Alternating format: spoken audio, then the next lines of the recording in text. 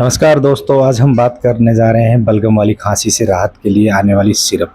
रेपिटस XT इसका नाम है। मैक्लोड्स को मैन्युफैक्चरिंग करती है। एमआरपी की बात करें 140 रुपये एमआरपी। इसका इस्तेमाल बलगम वाली खांसी के इलाज में किया जाता है। ये नाक और श्वास नली फेफड़ों में बलगम को पतला करता है, जिससे कफ आसानी से निकल जाता है।